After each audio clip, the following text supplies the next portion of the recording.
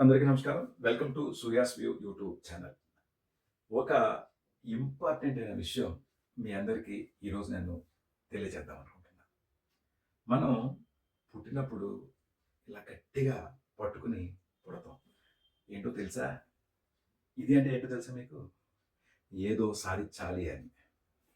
అయితే పోయేటప్పుడు చూస్తే గనక ఇట్లా చెయ్యి ఇలా వదిలేసి, గుప్పెడు వదిలేసి పోతాం. దీని అర్థం ఏంటంటే మనం ఏమి తీసుకెళ్ళము అని చెప్పడానికి. అయితే బర్త్‌కి, డెత్‌కి మధ్యలో అంటే బి, డి మధ్యలో సి ఉంటుంది. ఆ సి అనేదే మన క్యారెక్టర్, మన కమిట్మెంట్. ఇక్కడ క్యారెక్టరు, కమిట్మెంట్ ఎందుకు చెప్తున్నానంటే ఈ బర్త్‌కి, డెత్‌కి మధ్య ఈ ప్రాసెస్ ఏదైతే ఉందో, ఈ ప్రాసెస్ అనేది చాలా ఇంపార్టెంట్. ఎందుకంటే మానవ జన్మ మనం ఎత్తిన తర్వాత, ఆ మానవ జన్మ మనకెందుకొచ్చింది? మనం ఏం చేస్తున్నాం? ప్రతి మనిషి పుట్టుకకి ఒక పర్పస్ ఉంటుంది. ఆ పర్పస్‌ని మనం సద్వినియోగం చేసుకోవాలి. దయచేసి ఈ వీడియో మీరు చూడండి. ఎందుకంటే ఇది చాలా ఉపయోగం అందరికీ. ఈ సి అంటే క్యారెక్టర్ అనుకోండి, కమిట్మెంట్ అనుకోండి, ఏదైతే మనకి లైఫ్ ఉంది చూడండి ఇది సి. ఈ క్యారెక్టర్, కమిట్మెంట్ వల్ల మనం చేసే పని గాని, ఎలాంటి పనైనా సరే ఈ క్యారెక్టర్, కమిట్మెంట్ మీద డిపెండ్ అయి ఉంటుంది. నేను ఇటీవల వైజాగ్ వెళ్ళాను. ఆ వైజాగ్‌లో ఒక ఆశ్రమాన్ని చూసా. ఆ ఆశ్రమం అండర్ కన్‌స్ట్రక్షన్‌లో ఉంది.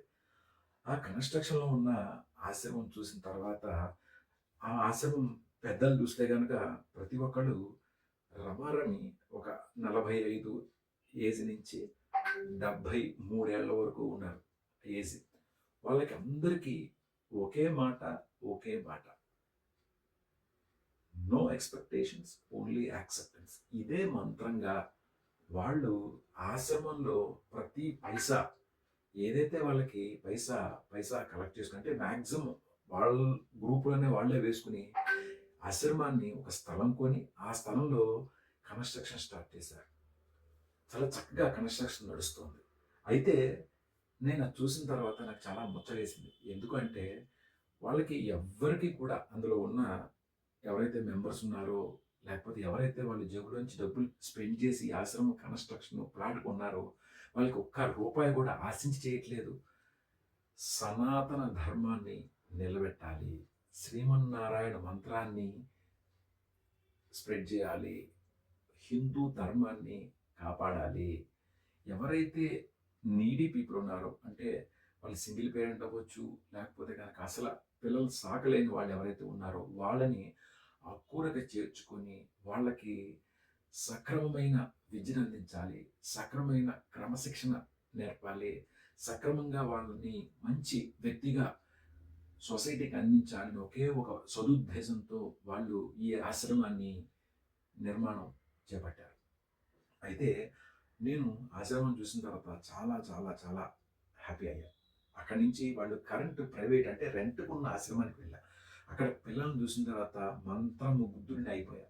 ఎందుకంటే 40 మంది పిల్లలున్నారు. వాళ్ళు చెప్పే శ్రీమన్నారాయణ మంత్రం గాని, ఆ పిల్లల క్రమశిక్షణ గాని, ఆ పిల్లలు ఉండే తీరు గాని నవ్వుతో నా భవిష్యత్తు లాగా ఉంది.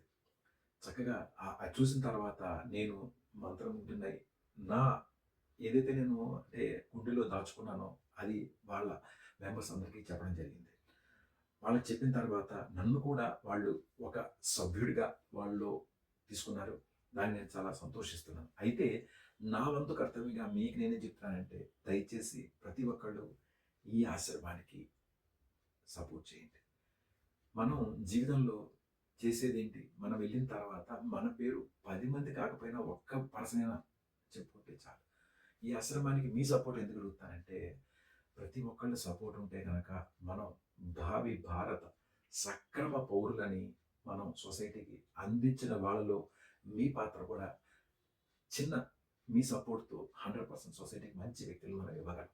అందువల్ల దయచేసి మీకు వీలైనంత మాకు సపోర్ట్ చేయండి. ఈ ఆశ్రమాన్ని మేము జూన్‌లో ఫినిష్ చేద్దాం అనుకుంటున్నాం. దయచేసి ఎంతో కొంత ఒక లిమిటేషన్ ఏం లేదు. మీ సపోర్ట్ మాకు చేయండి. నేను మీకు ఈ నెంబర్స్, అకౌంట్ నెంబర్ అన్నీ కూడా దీంట్లో పెడుతున్నాను. దయచేసి మీ అమూల్యమైన, విలువైన సపోర్ట్ మాకు అందజేయండి. ట్రూ ట్రాన్స్పరెంట్‌గా అక్కడ ఏం జరుగుతుందనేది మేము అందరికీ ఎప్పటికప్పుడు సమాచారం అందజేస్తాం. ఇది నా బాధ్యత కూడా. అందువల్ల దయచేసి దాతలు ప్లీజ్ సపోర్ట్ అస్. ఈ ఆశ్రమం మేము కంప్లీట్ చేసి మంచి సద్గుణం కలిగిన పౌరుల్ని దేశానికి ఇచ్చే బాధ్యత మేము తీసుకున్నాం.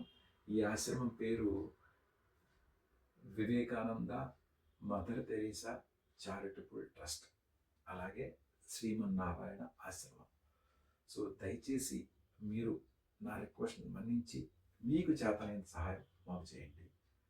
జై శ్రీమన్నారాయణ.